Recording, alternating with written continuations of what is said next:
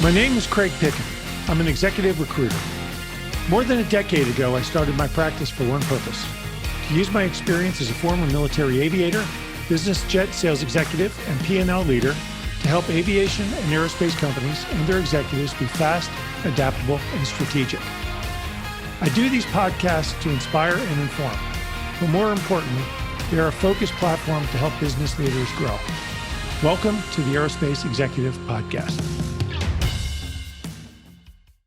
Is the whole world just going to go AI? I mean, think about, defense, how data is used in warfighting, targeting, cyber attacks, things like that. Do we even have a real picture as to what AI is going to look like in 10 years in the defense arena?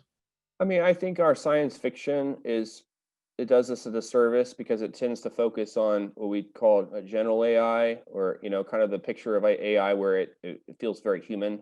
Mm-hmm. I love that kind of science fiction. But that type of AI is an illusion. I mean, basically, if you're talking to a chat bot that really feels very human, or you're talking to a Siri that feels very human, it's an illusion of humanity. The more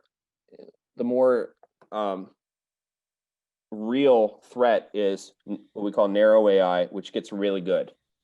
And the narrow AI, which is able to do facial recognition on anybody in the world, and coupled with some other sensor technologies to rapidly identify anybody in the world. And then we get to the point of very easily enabling AI to do racial profiling, based on statistics for certain types of crimes, or coupled with invasive, intrusive sensors for figuring out who people are, reading, fingerprints off of their clothes and things like that. We have to figure out with AI, like what some of the ethical issues are with privacy, and also with autonomy, human identity on autonomy. How much of our lives do we want to outsource? And this is not a new problem. I think you look back hundreds of years with any technology, as you've taken on a new technology that replaces a human function, you lose that human function. You look at the cartoon Wall-E from Pixar, mm-hmm. and you look into the future, this dystopian future where these human beings are floating around on these kind of recliners, drinking Slurpees, and robots do everything for them. And Mm-hmm. in that future, human beings become lesser. They lose capability to do a lot of things. I've lost the ability to my sense of direction is much worse now than it used to be before GPS. Yeah, mine is as well. When I used to drive around and have to rely on a map, I would learn roads. I would learn names of roads. Before I had a cell phone, I knew a lot of phone numbers in my head. Mm-hmm. And by making things easier, I also outsourced that knowledge to a device. Now, I know that a lot of technologists are talking about brain-computer interfaces and kind of the future of using the brain basically in conjunction with a device. We're already kind of there when you think about how connected people are to their cell phones all the time. Mm-hmm. But I also see that as potentially a loss. Yeah. I think that anytime you can continue to put stress on your brain outside of technology and keep your muscles, keep your mind strong, that's something that's important for humanity, and that makes technology better in the long run because it means that we're better at using the technology to enhance us rather than using the technology as a crutch. Yeah, it's interesting. I had a fellow on this podcast a couple of months ago, and he said, "Look, AI, from facial recognition," he goes, let's just put it in an aviation, context.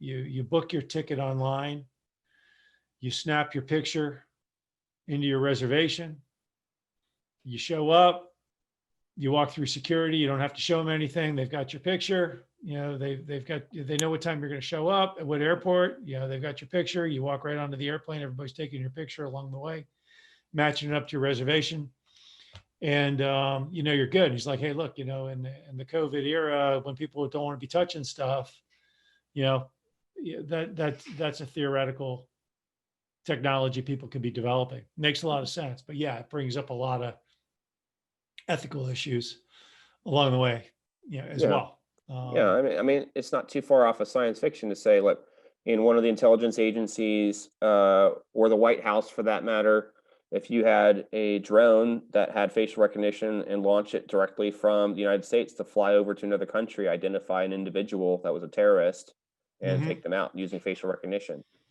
Um, you're outsourcing the job of special warfare, to a robot. Um, Right. and so, what are the ethical issues with that? And how far down that road have we already gone by using drones or by using other technologies? There's these are considerations with AI. In some ways, AI will potentially solve some ethical dilemmas right now. Maybe we're being less ethical right now than we should be. So by using more AI, we can improve on that. Um, so I'm trying to stay in very broad terms, but I think that AI is just a tool, just like power tools, or anything that can help you do something faster or better. It's just a power tool. So I don't see it as a threat to humanity, but I think that humanity, as it outsources more and more to technology, it continues to erode our ability to be human in some ways. Absolutely. Yeah, no doubt there at all. What's the one technology that's got you the most excited? You're talking to the cutting edge, the cutting edge developers, all the emerging tech companies. What's the one that's got you really excited? I get really excited about virtual reality. I tech scouted virtual reality for several years, and I personally think that we're still in the very, very early stages of VR. Everyone gets excited about AR, Mhm. augmented reality. With things like Magic Leap, which is had to downsize in a big, like 50%, I think, at the beginning of COVID. Um, but I think that looking at the possibilities of virtual reality, along with very high resolution displays and new form factors for displays, along with 5G or faster connectivity, will mean that in the future, both AR and VR, every human being will be able to live stream their whole life to anyone else in the world in real time. And that changes a lot because you talk about telemedicine, Mhm. talk about decentralized work, workforce of the future issues. I talk about loneliness. We have an epidemic of loneliness right now, and it's really a result of social media, ironically. You think about how social media is supposed to make everybody connected, but instead of what it does is, because of its algorithms, it really creates competitions of likes and looks and clicks.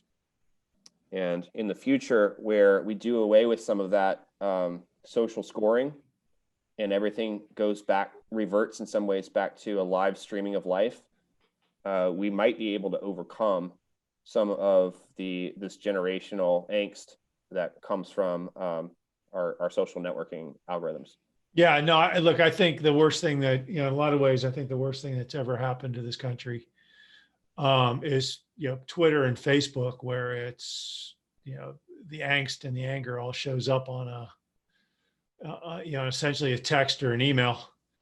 And yeah, you think about all the divisiveness that's happening in the country now. I honestly think that is purposefully created by the algorithms just to keep people engaged on the platforms. And whether that's a good thing or whether it's a bad thing is probably not for me to say, but I think it's a real thing, um, and something that will need to be addressed at some point down the road. I don't know how you do it, but the world will address it in some way, shape, or form. Yeah, I think because of COVID, we're all having to become more plugged in than before. And in a sense, we're all becoming more and more aware of how hard it is to bear the burden of constantly being connected. Right. So the question really becomes, how is the pendulum going to swing the other way? And right now, I can tell you that I'm hungry for a completely unplugged experience, at least for a period of time, maybe a week, maybe a month, to get rid of all devices and be with just my family and go back to an earlier time. when these things didn't exist.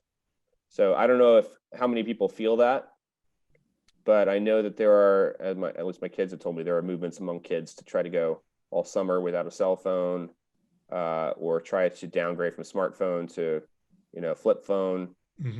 So there seems to be a social awareness of the social media tax that's being imposed on people.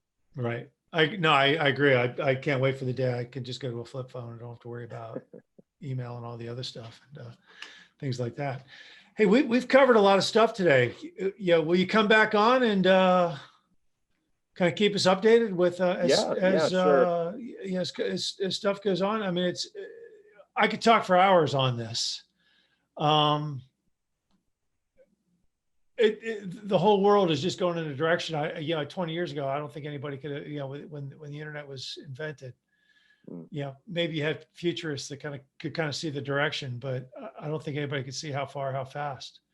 But would you come back on and talk to us some more about it? Yeah, I'd be happy to. And I want to apologize for not being able to go deeper on aerospace issues, but I enjoy talking about everything technology. So I appreciate the opportunity to speak with you and your audience. So you're the CEO of theintelligencecommunity.com.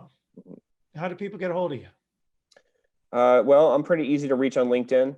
I run the LinkedIn group called The Intelligence Community, which we have a backlog of about 5,000 people trying to get in there right now. So probably not the best way to reach me by joining the group. But if you want to connect with me on LinkedIn and send me a direct message there, that's a good way. Awesome. Hey, Graham, thanks very much. Let's do it again. We can get in depth on some more of these topics. Great. Thanks. Love to do it. Okay. I hope you enjoyed the latest edition of the Aerospace Executive Podcast. You can reach out to me directly, Craig at NorthstarESG.com, or check us out at www.northstaresg.com. You can subscribe to this podcast on iTunes, Stitcher, Podbean, or on YouTube. Just do a search for Aerospace Executive Podcast. Thanks again. I'm Craig Piven.